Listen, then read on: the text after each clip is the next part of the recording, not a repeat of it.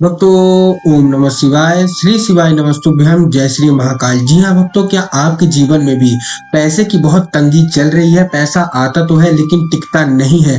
तो आज का ये वीडियो मात्र आपके लिए है। जी हाँ भक्तों, आपको भी पता है कि साल 2023 जा चुका है, मतलब एक तरह से जाने ही वाला है। 2 से 3 दिन बचे हैं और उसके बाद साल 2024 आने वाला है। तो जिन भी भक्त हैं, जो भी पूज्य गुरुदेव के भक्त हैं, जो भी महादेव के भक्त हैं, जिनकी मनोकामना साल 2023 में पूरी नहीं हुई है, तो साल 2024 के पहले दिन ऐसा क्या कर दें कि उनकी जो भी मनोकामना है वो पूरी हो जाए उस साल के अंदर। पूज्य गुरुदेव की अभी जो कथा चल रही है, श्री विट्ठल शिव महापुराण कथा, वहां से उन्होंने बताया है कैसे क्या उपाय करना है, पूरा आपको बताऊंगा। ध्यान से सुनिएगा, ध्यान से समझिएगा।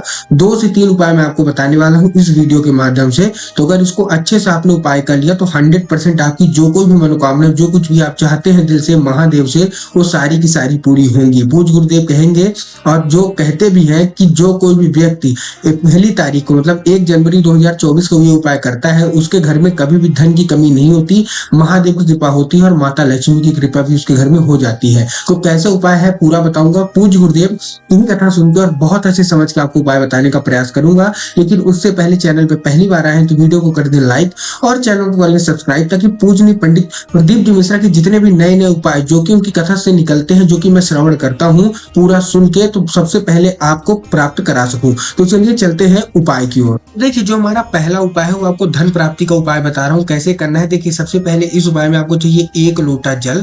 1 लोटा जल के साथ आपको चाहिए क्या, 3 बूंद गंगा जल। और 3 बूंद गंगा जल के साथ क्या चाहिए आपको, एक चीज और, 7 बेलपत्र। क्या क्या चाहिए आपको, 1 लोटा जल चाहिए, उसमें 3 बूंद गंगा जल का चाहिए और 3 बूंद गंगा जल के साथ आपको 7 बेलपत्र चाहिए। अब देखिए, जो आप जल ले रहे हैं तो उसमें आपको ध्यान रखना है कि जो जल है वो आपका अपने घर का होना चाहिए। इस चीज का भी आपको ध्यान रखना है, ठीक है ना।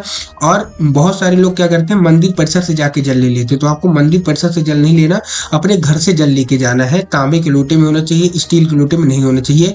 3 बूंद आपको उसमें गंगा जल का मिला लेना है। उसके बाद आपको क्या करना है, 7 बेलपत्र लेना है। देखिए, जब आप बेलपत्र लेंगे तब भी आपको ध्यान रखना है कि बेलपत्र कहीं से भी कटा फटा नहीं होना चाहिए, खंडित नहीं होना चाहिए। क्योंकि पूज्य गुरुदेव बताते हैं कि जो कोई भी व्यक्ति खंडित बेलपत्र भगवान शिव को अर्पित करता है, भगवान खुश होने की जगह क्रोधित हो जाते हैं। तो आपको महादेव को क्रोधित नहीं करना।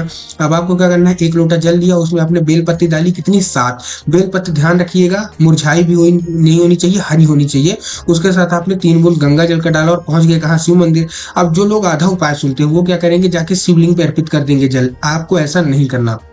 आपने जल लिया, वो जल आपको नंदी भगवान पर अर्पित करना है। कैसे, आप गए और वो जो जल है आपको नंदी भगवान पे अर्पित करना है। कहाँ अर्पित करना है, देखिए, नंदी भगवान के 2 पैर होते हैं, एक उठा हुआ, एक दबा हुआ। तो जो नंदी का जो उठा हुआ पैर है ना, आपको वहां अर्पित करना है। एक नाम लेके, महादेव का एक बहुत ही सुंदर सा नाम है नंदीश्वर महादेव। कौन से महादेव, नंदीश्वर महादेव। तो आपको नंदीश्वर महादेव का नाम लेके, उनका नाम स्मरण करके आपको वो जो जल है अर्पित करना है उनके पैर में। अब एक चीज का आपको ध्यान रखना है, जब आप जो जल है वो अर्पित कर रहे होंगे तो बेलपत्र अर्पित नहीं होनी चाहिए, बेलपत्र उसी लोटे में होनी चाहिए।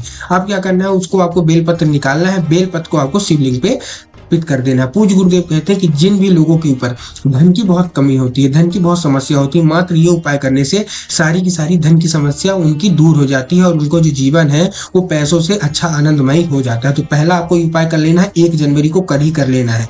जो हमारा दूसरा उपाय है उसमें आपको माता पार्वती को भी खुश करना है, भगवान भोलेनाथ को भी खुश करना है। कैसे करना है, आपको लेना है 1 दिया। दिया काहे का होना चाहिए, मिट्टी का। मिट्टी का आपने दिया ले लिया, उसमें आपको गोल बाती लेनी है, गोल बाती के साथ आपको घी लेना है, ठीक। अब ये लेके आपको पहुंच जाना है कहाँ, बेल पत्र के पेड़ के नीचे। जी हाँ भक्तों, बेल पत्र के पेड़ के नीचे जाना है प्रदोष काल में। प्रदोष काल किसको बोलते हैं, जब शाम का समय ढल रहा हो, रात आने वाली हो, उसी को बोलते हैं प्रदोष काल।